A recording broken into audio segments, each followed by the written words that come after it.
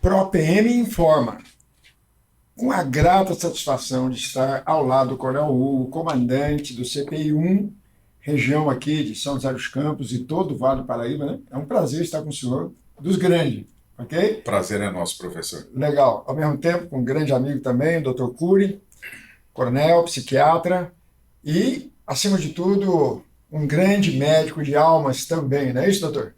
Sim, muito obrigado pelo convite, agradeço. Espero poder colaborar dentro do que for, dentro da minha esfera de trabalho. Legal, legal. Então vamos começar, comandante. Fala um pouquinho para nós do CPI que o senhor atua aqui em São José dos Campos, para que quem estiver nos assistindo compreenda a extensão da geografia desse CPI e, acima de tudo, a quantidade de policiais que aqui trabalham, para que a gente consiga, então, levar esse conhecimento. Quantos policiais mais ou menos trabalham com vocês aqui, a extensão da área de vocês? Perfeito. O CPI-1, ele é um dos 10 comandos de policiamento do interior do estado de São Paulo. E eu costumo até brincar que ele não é à toa o 1, né? Eu até digo que ele é o primeiro comando de policiamento do interior, porque ele é o mais complexo de todos. Ele ocupa o Vale do Paraíba, a Serra da Mantiqueira e o Litoral Norte. Fica sediado em São José dos Campos, são 39 cidades de abrangência. Para que as pessoas tenham ideia, saindo ali da Grande São Paulo por Mogi das Cruzes, terminou a Grande São Paulo, já começa o CPI, e ele vai até a divisa com o Rio de Janeiro, abrangendo também o sul de Minas. Ou seja, além do litoral, nós fazemos divisa também com o Rio de Janeiro e com Minas Gerais. Para isso, nós temos cerca de 2.900 policiais militares, o efetivo fixado ele é um pouco mais de 3.000 policiais, e nós temos por volta de 900 unidades de serviço à disposição, e quando eu incluo unidade de serviço, não são só viaturas, nós temos também cavalos e cães. O comando do CPI-1 ele tem 7 batalhões, sendo 6 batalhões territoriais, um para cada uma dessas regiões, e um batalhão de ações especiais, que é o que tem o canil e a cavalaria, que atua em apoio a esses demais. Então, basicamente, essa é a estrutura que a gente tem para abranger as 39 cidades, sediado aqui em São José dos Campos e ocupando o Vale do Paraíba, que fica entre duas serras, né? A Serra da Mantiqueira, que é onde fica Campos do Jordão, as estâncias turísticas de inverno, e a Serra do Mar, onde fica o litoral norte. E aqui também a gente tem outra complexidade. Nós temos 3 operações de grande envergadura das 10 da Polícia Militar.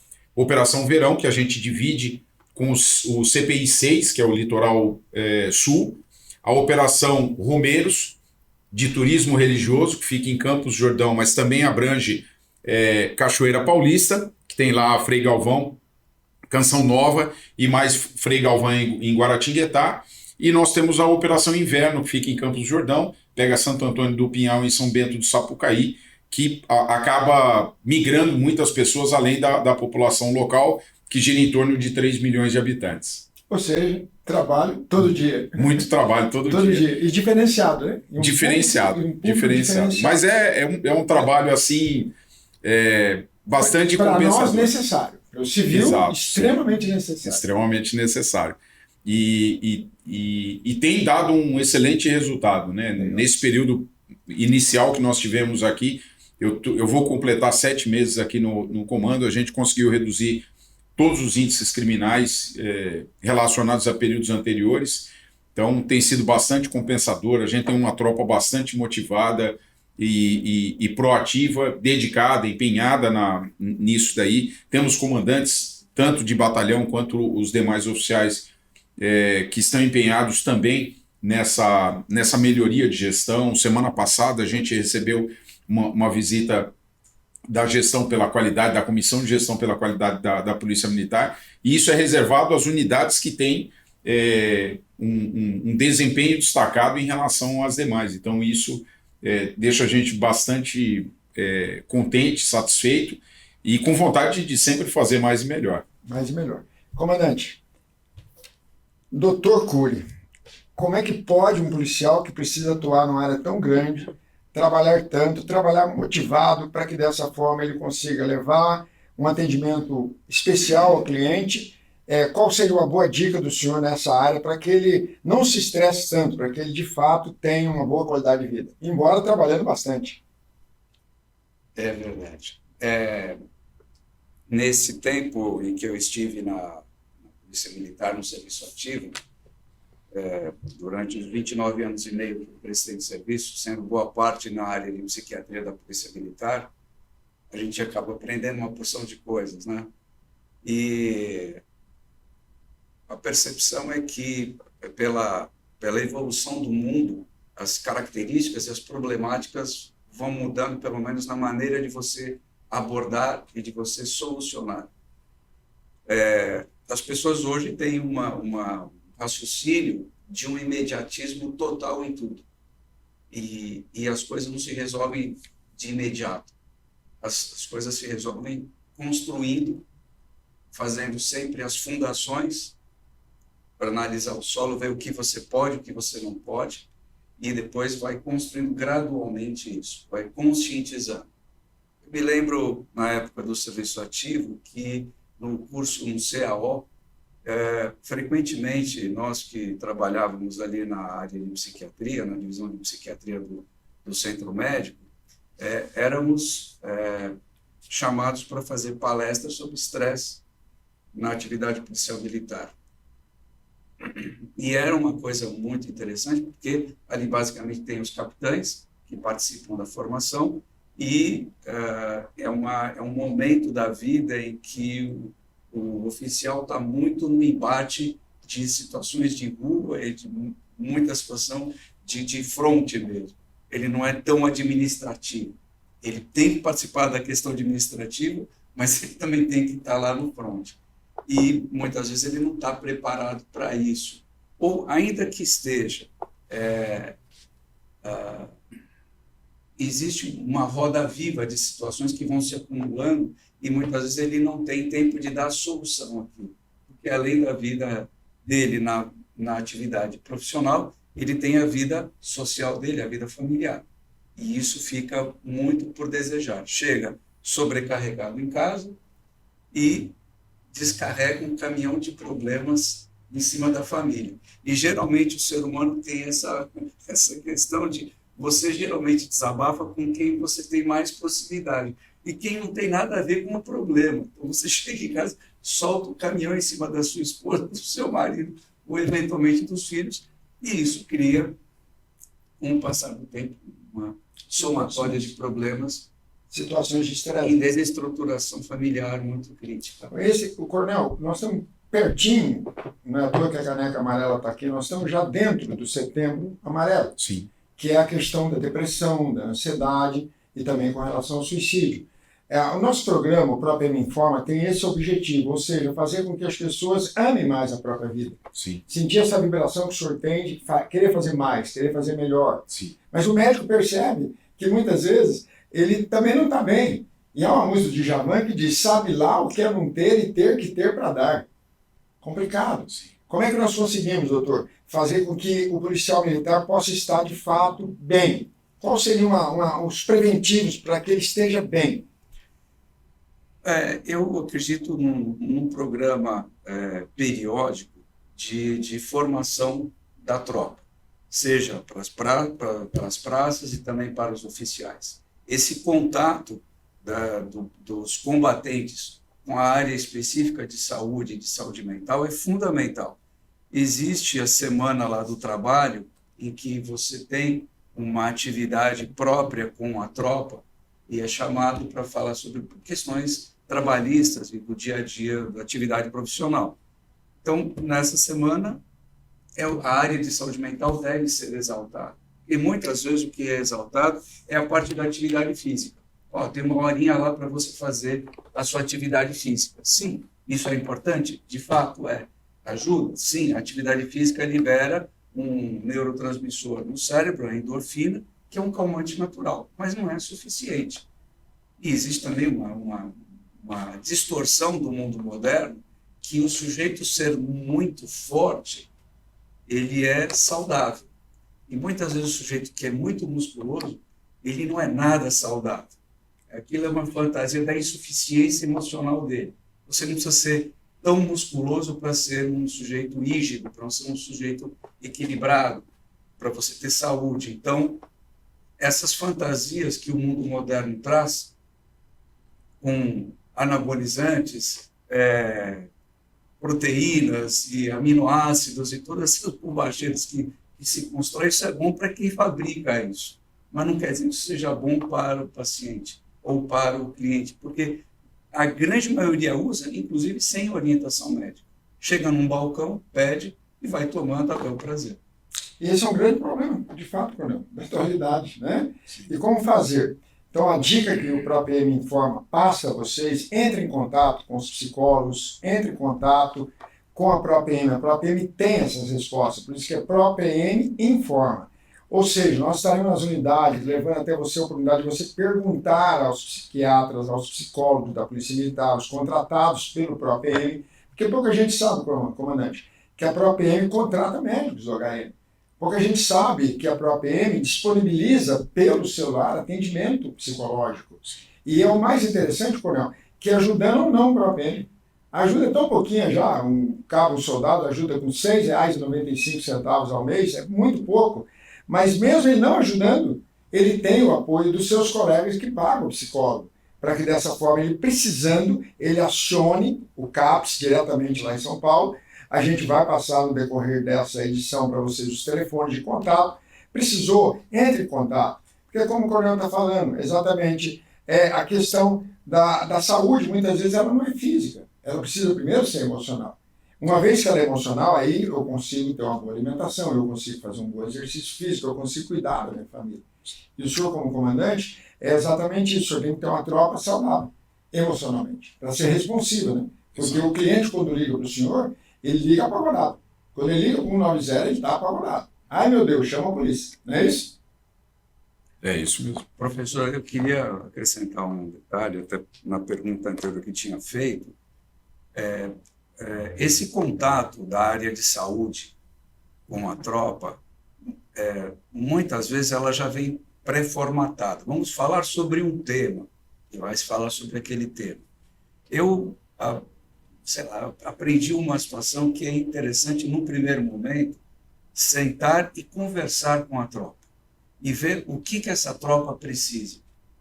E aí sim, coletando essas informações do que a maioria está precisando, ou eventualmente alguém pontualmente você já encaminha, você prepara uma apresentação para suprir aquela demanda.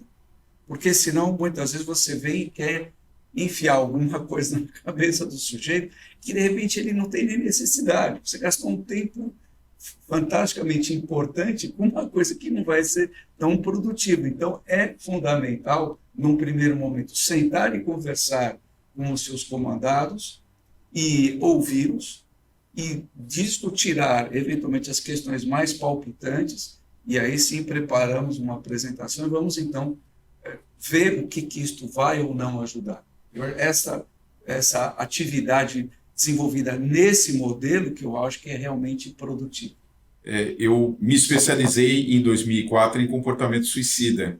Então, embora eu não seja psicólogo e nem psiquiatra, eu sou suicidólogo e pela Unicamp eu fiz esse curso em 2004 em razão de ocorrências com suicidas que eu tinha na época, e a Polícia Militar ela não tinha doutrina para lidar com casos com suicidas. As ocorrências, a negociação, o gerenciamento de crise era focado para criminosos com reféns.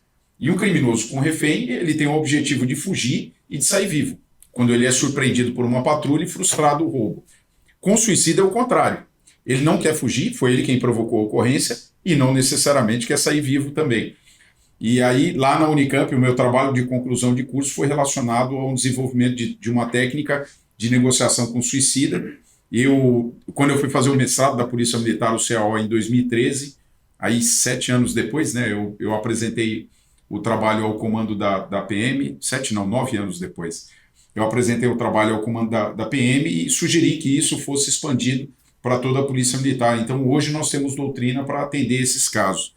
E algo que era interessante, durante as aulas que eu ministrava para os policiais militares, os treinamentos, eu dou aula no GAT há 18 anos, ministrei aula para o Corpo de Bombeiros e para outros órgãos.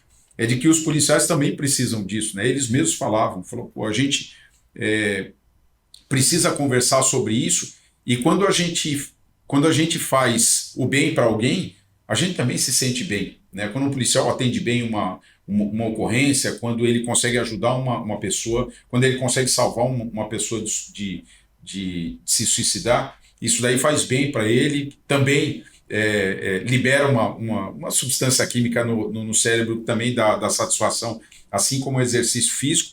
Então nós estimulamos os policiais a também trabalharem da melhor maneira possível, porque isso daí faz com que eles tenham uma autossatisfação, e grande parte dos problemas que são causados por policiais que são depressivos ou que têm problemas de comportamento, de ideação suicida, são relacionados a uma baixa autoestima até em relação ao policial. E não envolve também, não só necessariamente a questão física ou a questão psicológica, mas também a questão espiritual, a questão familiar, trabalho, a questão estética dele estar bem fardado, dele estar corretamente trabalhando. E isso a gente estimula os policiais diretamente conversando com eles. Eu rondo todas as cidades aqui da região. Eu fui participar de um encontro em Itajubá com os comandos das polícias militares de Minas Gerais e do Rio de Janeiro. Na volta eu rondei Piquete, uma base bem pequenininha que tem por lá. Conversei com os policiais, conversei com o subtenente que estava lá na base, conversei com a policial militar, a gente olhou as instalações e verificou. E nisso, como o doutor Cury bem colocou, aproxima o comando da tropa. E o policial ele se sente valorizado. Não que a gente não vá fazer a fiscalização e a correção como foi feita lá, mas essa correção ela é sempre proativa para beneficiar o próprio policial e também a sociedade. É o cuidado, né? É o cuidado com o policial, exatamente.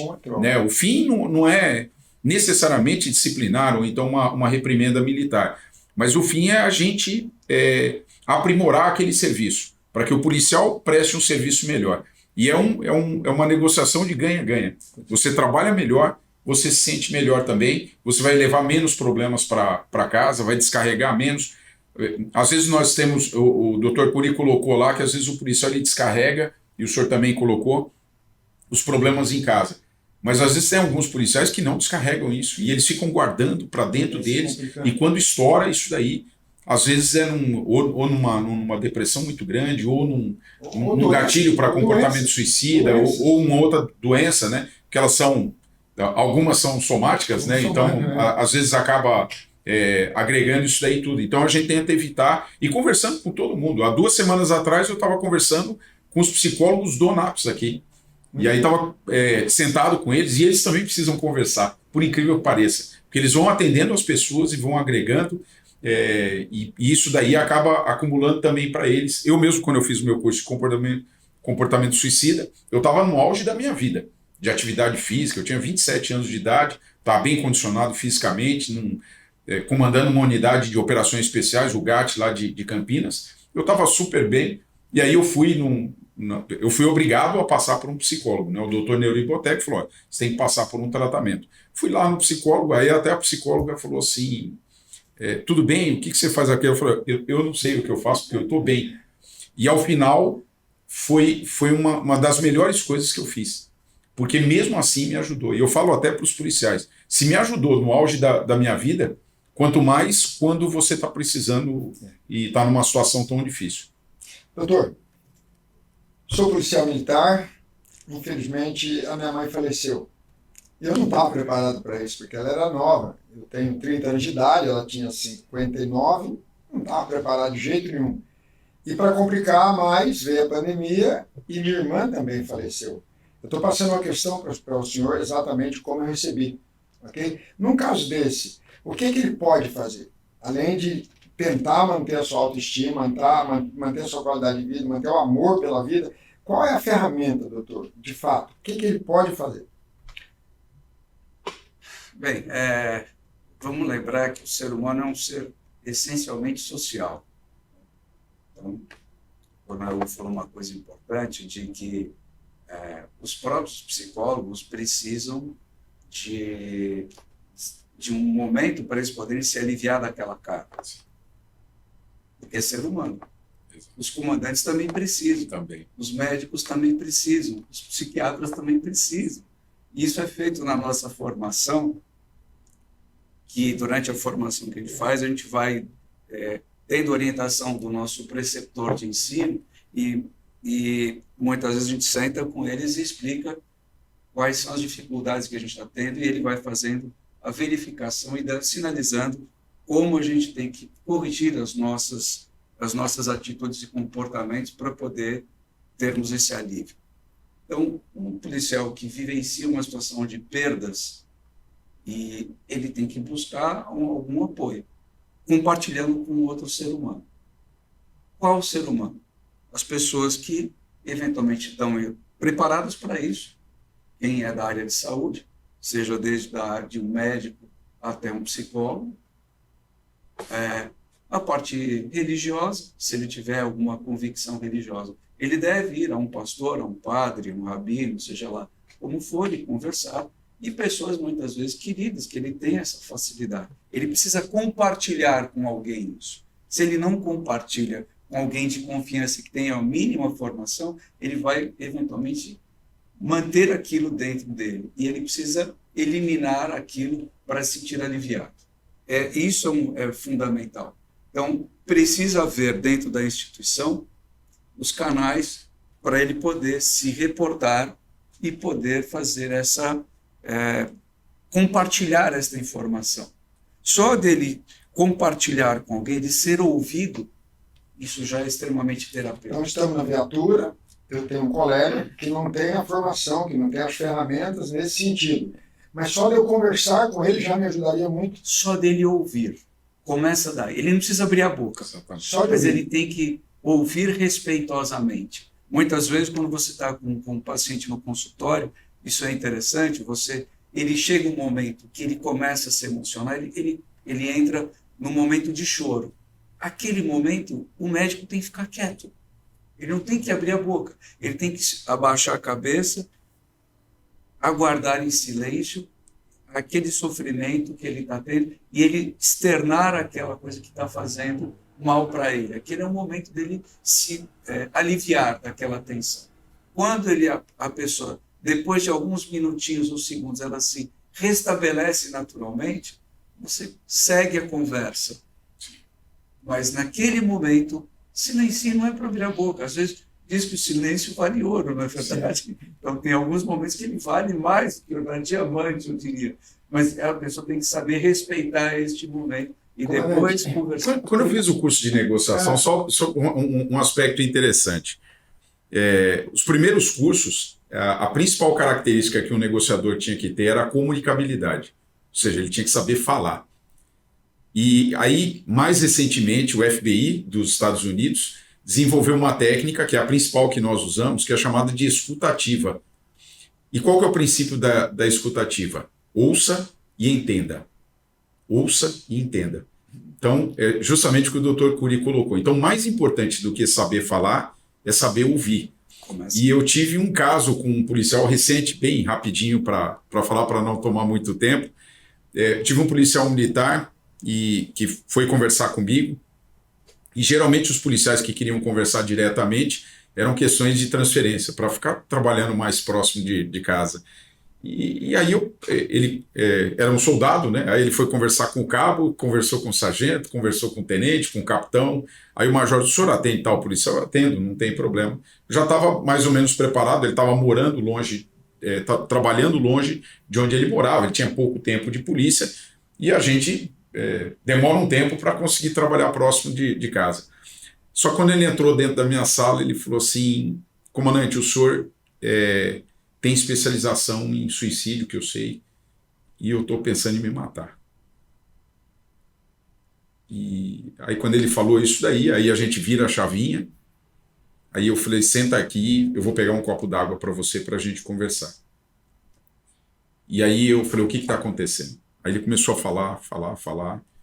Embora eu seja suicidólogo, eu não posso fazer terapia, né? Eu não sou psiquiatra, eu não sou psicólogo.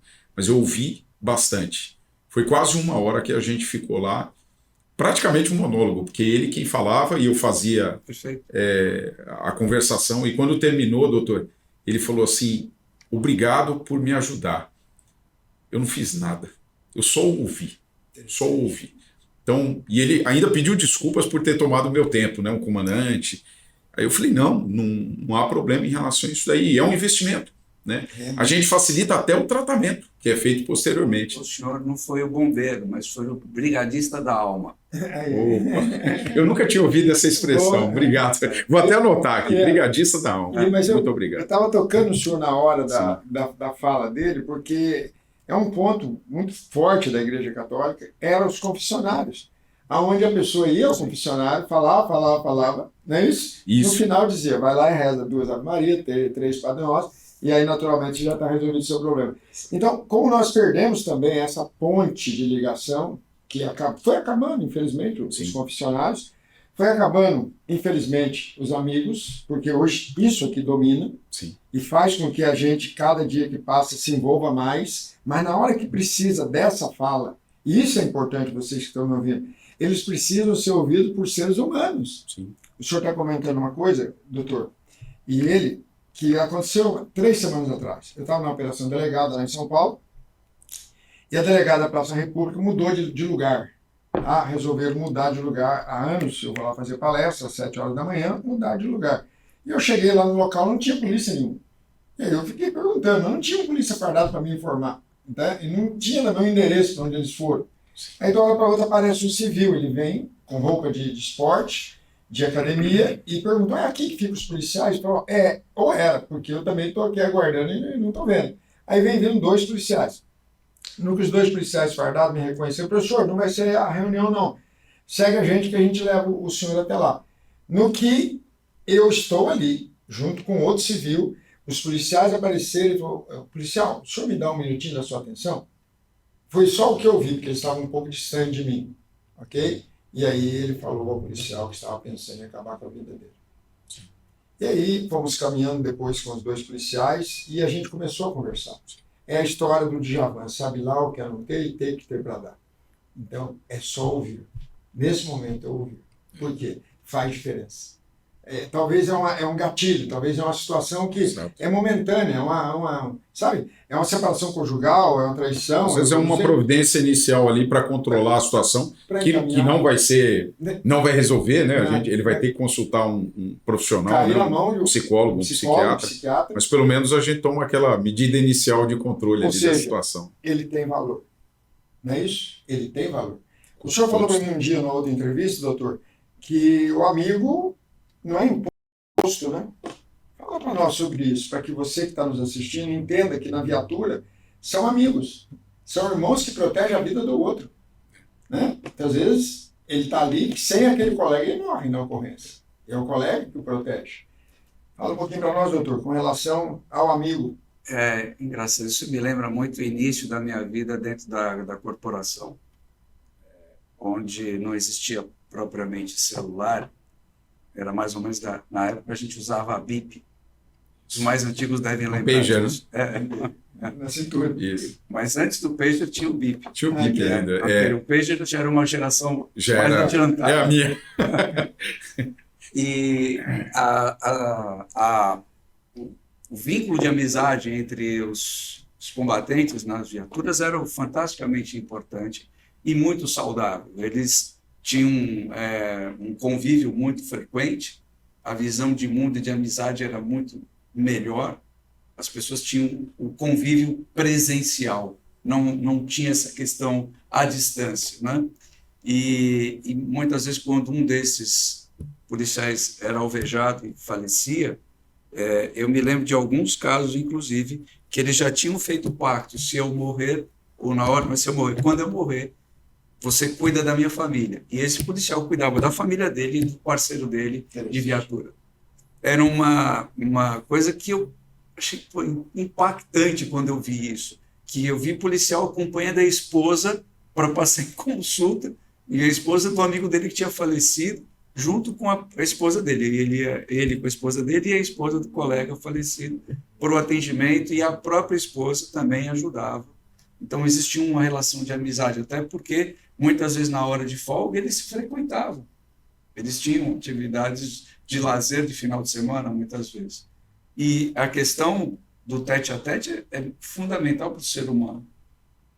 A distância é uma situação de exceção. Ela não deve ser a regularidade. No meu consultório, as pessoas perguntam: o senhor atende à distância? Emergencialmente, sim. Mas eu quero ver o paciente, eu quero perceber o que ele tem, o que ele não tem. Ele precisa me conhecer e eu preciso ver onde estão os nuances. Porque o conjunto é a atitude, a cor da pele, a maneira como se veste, a oscilação, a variação de humor, tudo isso é um conjunto a ser analisado. E quando você está ali no front, é diferente de quando você está numa tela. A tela é uma situação que deve ser colocada numa situação de exceção. O ser humano tem esse hábito de transformar o que é feito para uma determinada necessidade como hábito. Provavelmente as pessoas têm na sua casa uma televisão e essa televisão tem controle remoto. A pergunta é: por que tem controle remoto? Olha, desenvolveram controle remoto basicamente para as pessoas que eram deficientes físicas. Não tinham como ir até a televisão para acionar. Na sua casa tem algum deficiente físico? Não. Então por que o senhor usa controle remoto? Porque ficou cômodo usar o controle remoto. Quando você usa o controle remoto, você vira um preguiçoso a mais. Tem gente que faz buraco. Eu atendo muito idoso. O idoso senta no sofá e tem um buraco ali, e o controle às vezes quebra, de tanto que fica ali o dia inteiro. Ele não se movimenta, ele fica muito ocioso. Então, o presencial, a atividade de você se levantar e conversar e fazer, isso é saúde. Não se acomode em facilidades. As facilidades são uma verdadeira arapuca na saúde do ser humano. A conversa vai longe. Boa conversa, boa, né? Boa. E é necessário, né? Necessário. Como ele está falando nos dias de hoje, a mídia vai chegar às pontas que a gente nem imagina para onde vai, né? Sim. Uma vez editado, faz os pequenos cortes e pode ajudar muita gente. A grande necessidade, comandante, é entender hoje que o policial militar, ele é o pastor na chegada dele, ele é o padre na chegada dele naquela casa, ele é o psicólogo, ele é o psiquiatra, ele é o advogado, ele é o juiz, ele é tudo. Porque quando a pessoa pede o parteiro... Mas ele vai vestido de policial militar. Ele vai de policial militar. E como o Estado realmente passa uma ideia de positivismo no fardamento, no Estado estar ali representado. Então, daí a necessidade do policial militar entender que ele não é o policial militar. Ele é a solução naquele momento. Embora muitas vezes ele não tenha toda a ferramenta. Mas ele tem que ter essa autoestima, porque sem ele, como é que se faz? Aconteceu ontem. Meu sobrinho de 16 anos me liga de São Paulo. Tio, estou sendo assaltado. 16 anos. Ele mora em São Paulo. Do lado do M1, do CPM1. Estou sendo assaltado. O que aconteceu? Eu já estava mais desesperado do que ele que falou que está sendo assaltado. Aí falou: tio, estava vindo na mobilete, 3 rapazes aqui me abordaram, mandaram eu descer da mobilete, eu não desci, saí correndo com a mobilete, ela acabou estragando, eu cheguei empurrando ela aqui no posto de gasolina, e os 3 estão aqui agora querendo brigar com o pessoal do posto para levar a moto dizendo que é deles. Inverteram o jogo. Né? Que ele agora é o ladrão. Interessante isso. Ele era vítima, mas perante aquelas pessoas, tio, ajuda aí, tio. Aí, resultado, ajudar é 190. E aí, consequentemente, rapidinho acionada a polícia militar, chegou lá, presenciou, e aquelas 3 pessoas, quando a viatura apareceu, sumiram. Só ficou, de fato, o dono da mobilete. E aí, ele manda o agradecimento aos policiais, ele bateu foto com os policiais. Tio, como é importante a polícia militar. Como é importante, porque eu não conseguiria nem sair do posto. Porque se eu sou taxado como ladrão, eles teriam me linchado. Eles ajudariam no meu linchamento e inverter os papéis. E a polícia, quando ela chega, ela traz a verdade. Ela vê, esse é o verdadeiro, aquele não. Esse vai ser solto, aquele não, esse vai ser preso. Ou seja, como policial é necessário, Coronel. Eu acho que, para a gente terminar essa nossa fala do Setembro Amarelo, é que não precisasse existir o Setembro Amarelo, não. Ok? Para a gente lembrar de que as pessoas são frágeis. Não. Mas eu queria que o senhor deixasse uma fala para nós, em seguida terminar com a fala do Coronel Cury, para que a gente consiga entender exatamente a função do policial militar, a autoestima que ele tem que ter com ele. Uma vez que ele está bem com ele vai atender bem o cliente dele. Embora muitas vezes com algumas internas dele que ele também precisa tratar. ok? Mas ele, naturalmente, ali, ele é a solução. Queria que o senhor falasse um pouquinho para nós sobre isso. Policiais militares são necessários para todas as outras atividades. Se não houver segurança, nós não temos educação, não temos saúde. E ele é tão essencial que é a única instituição que existe em todas as cidades. Nos 645 municípios, há pelo menos um policial militar atuando. E nós policiais militares, lidamos com a mazela da sociedade. Ninguém liga um 90 para elogiar. Eles chamam para ocorrências. Só aqui nós temos 4.000 chamados por dia. Dia. Né? A Uma região quantidade do muito... Vale do Paraíba. A região do Vale do Paraíba. Isso. Temos um Copom aqui que atende, no estado de São Paulo, são 30 milhões, mais de 30 milhões de chamados no estado de São Paulo. Impressionante. Por ano. Isso daí, por ano, isso.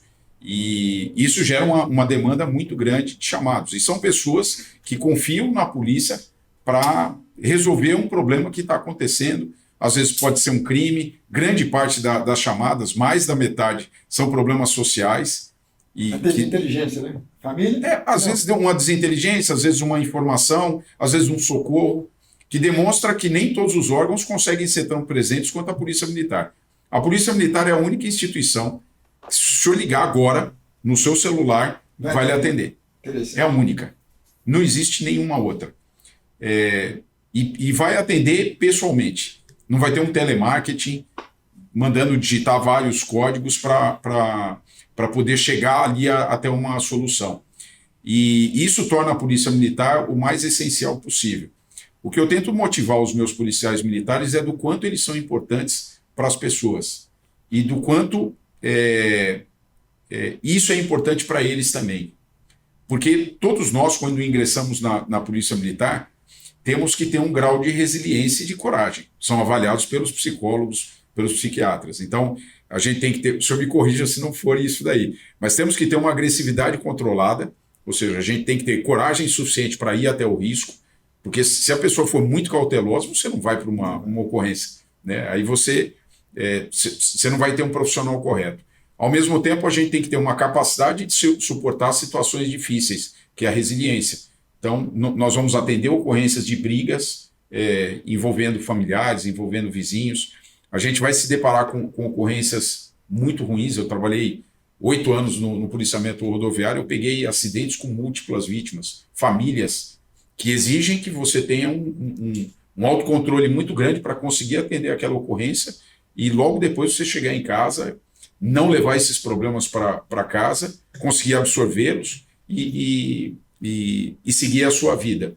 E é muito bom que os policiais militares, os hoje 90.000 policiais militares que nós temos, eles têm condições de fazer isso.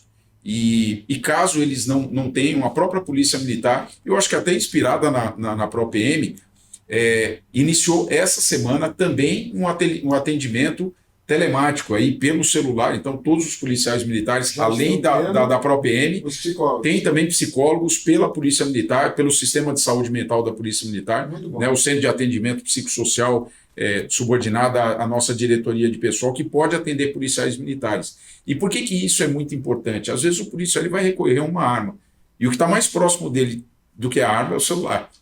Então, hoje, como o Dr. Cury colocou, a sociedade ela é muito imediatista, as pessoas estão muito imediatistas, né? As novas gerações. Isso se deve também muito à interatividade que a gente tem pelas redes sociais, pela internet. Então, todo mundo quer tudo muito rápido, né? A notícia tem que ser rapidinho no Twitter. Não tem mais aquele jornal de papel que a gente lia lá várias páginas. Então, nós também temos que ser o mais proativos possíveis. E a gente tenta, como comandante, ser o mais proativo com os nossos policiais, num cuidado interno, e também todos os policiais militares em relação ao cuidado externo com as pessoas. É isso que mantém o estado de São Paulo como mais seguro hoje da federação, né? Com as mais baixas taxas de homicídio, se a gente for analisar sob esse parâmetro, do país. E faz com que a gente tente sempre se esmerar em tentar aperfeiçoar esse serviço. Isso daí, nós estamos hoje terminando Ontem foi terminada a Operação Escudo no Litoral Sul, pelo comando da Polícia Militar, um case de sucesso.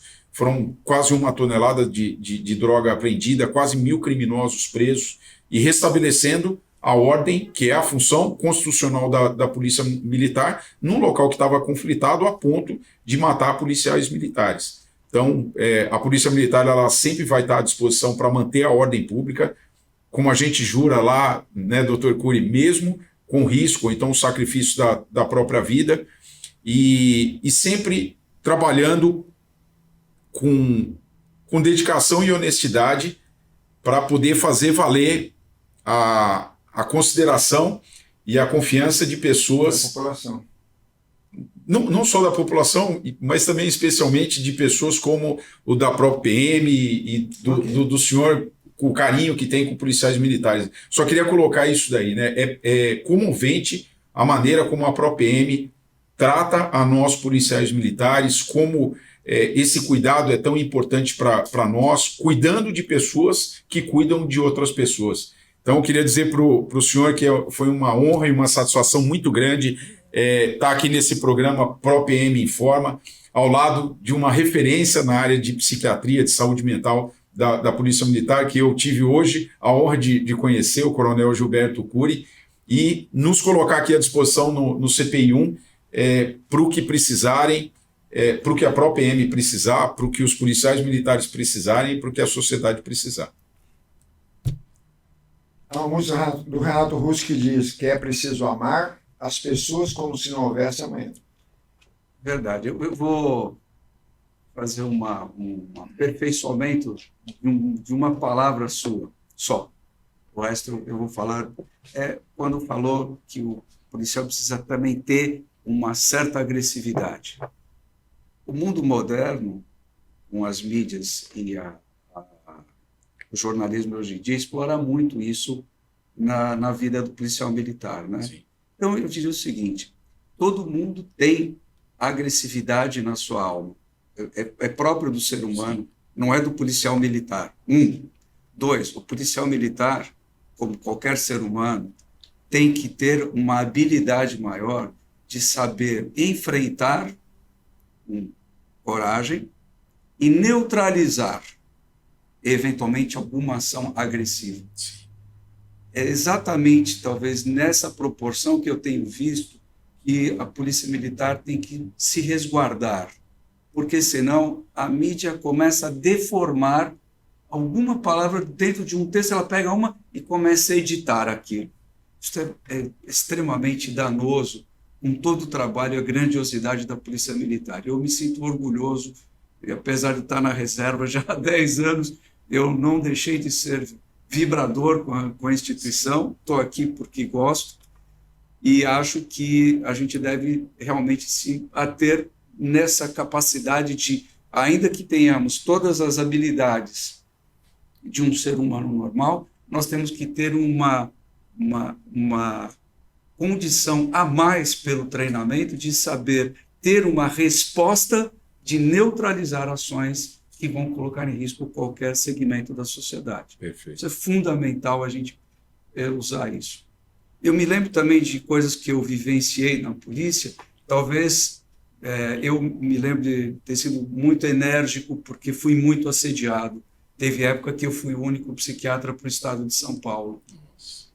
E eu tinha que atender ao contingente ativo e inativo. Eram mais ou menos, acho que 110, 120 mil homens. E eu me lembro de ter enfrentado situações em que eu desarmei parte da tropa que eu atendi. E muita gente ficava brava comigo. Como é que você vai desarmar? Preciso desarmar. Porque muitas vezes ele queria não queria ele se matar, mas ele queria matar o comandante dele, ou ele queria matar a esposa dele. Tira a arma do sujeito, chama a família, chama o comando, conversa com todo mundo. Isso é muito importante, desarmar e criar uma situação de acolhimento. Nós tínhamos lá no hospital um setor que a pessoa ficava morando ali um tempo, no meio da invernada, a gente chamava de casinha, tinha horta, tinha bicho para ele criar, a família ia visitar, jogava bola, tinha um lazer ali para ele, acalmava a alma e depois reabilitávamos gradualmente desarmado numa atividade administrativa e depois para a atividade fim propriamente dita. Eu tenho que lembrar também algumas coisas que eu aprendi e que eu acho bom ressaltar. Depressão ou ansiedade não obrigatoriamente é decorrente de estado emocional por situações do dia a dia. Pode ser que o sujeito seja de natureza depressiva ou de natureza ansiosa. E isso é uma característica constitucional. Isso é biológico. E isso, eventualmente, para determinadas situações de vida ou atividades, ele precisa ser medicado. Isso é fundamental. Sim. O sujeito está com a vida toda perfeita, mas ele se sente deprimido. Sim. E aí? Como é que faz? Isso não é normal. Não, isso é uma doença. Isso precisa ser tratado. Isso precisa ser investigado, fazer exames de laboratório, ter uma consulta em que a gente chama de anamnese médica, a história médica do sujeito. Durante esses anos que eu estive à frente lá na psiquiatria, eu me lembro de pelo menos umas 5 situações de tentativa de suicídio e de homicídio, em que eu participei. Um gato, inclusive. Graças a Deus, em todas, ninguém se machucou, mas demoraram algumas horas para poder solucionar. E isso demanda tempo. Você não pode atender, eles chamam de consulta de convênio, aquelas consultas de 5, 10 minutos, ou pior do que isso, consulta de corredor. Encontrei com o meu amigo ali no corredor, eu perguntei, senhor é médico, eu estou me sentindo assim, o que eu posso tomar? Essas são as piores consultas. Quando não, nem fala com o médico, fala com o vizinho. Né? Eu me lembro. Que remédio você está tomando para tal coisa? Dentro dessa vivência dentro da instituição, eu tive algumas pessoas da área de saúde, médicos, dentistas, que estavam com essa ideação suicida. E tivemos 2 colegas que acabaram com o tempo se suicidando, médicos, um cardiologista e depois de muitos anos um anestesista. Também teve um dentista. Foram situações críticas que, na verdade, abandonaram o tratamento ou não chegaram nem para se tratar. Nós só fomos saber do fato depois dele ocorrer. Ou seja, somos humanos, né? Exato. Esse é um ponto fundamental do próprio PM Informa. É um ser humano procurando atender outro ser humano. Fardado, colocado ali pelo Estado, concursado, capacitado, treinado, mas que naturalmente também tem suas dores. Então, nesse setembro amarelo, que a gente consiga entender que somos humanos, procurar assistência médica no que for necessário. Acima de tudo, o próprio PM também está apoiando agora através do sistema Nipomed, não só o policial, mas também mais 4 pessoas da família dele, para que ele consiga consultas a um baixo custo, exames laboratoriais, conforme o doutor falou, para que ele faça essas coisas de rotina, embora a gente saiba que, por mais que você possa facilitar, nós homens não procuramos. É impressionante. Eu fui bem até 59 anos de idade. Eu nunca fui ao médico, por incrível que pareça, até 59 anos de idade. Aí quando vem me aparece um câncer. Aí de uma hora para outra você tem que estar ali ouvindo o médico e pior que dói, doença dói, doença incomoda, dói emocionalmente, dói fisicamente. Até a hora que você reconhece que você precisa de passar por aquilo ali, você precisa daquele atendimento. Sem um médico, sem ele, sem um remédio, sem um exame, a gente infelizmente está num problema muito grande. E é onde a própria PM hoje tenta suprir, tenta ajudar o sistema de saúde, pagando médicos do HPM, pagando exames do HPM, pagando agora também os psicólogos, colocando o sistema Nipomed à disposição do policial militar, que é parceiro do próprio PM, para que dessa forma ele tenha válvulas de escape, para que ele esteja bem, para que dessa forma ele efetue de fato um bom trabalho policial militar. Prazerzaço em falar com o senhor mesmo. É uma honra recebê-los aqui no CPI-1. Foi um prazer enorme. Nesse espaço aqui que é tão nobre, né? A sala dos nossos comandantes aqui. Né? A história do CPI aqui. Doutor Cury, no próximo bloco nós vamos falar sobre família, que é a coisa também que envolve tudo que nós já falamos nesse primeiro bloco do estresse, do setembro amarelo, mas um tema que é pertinente aos 12 meses do ano, né? Que é a família. Então, muito obrigado pela atenção de todos vocês. Acesse as redes sociais, a gente vai deixar o nosso site. Um grande abraço a todos vocês.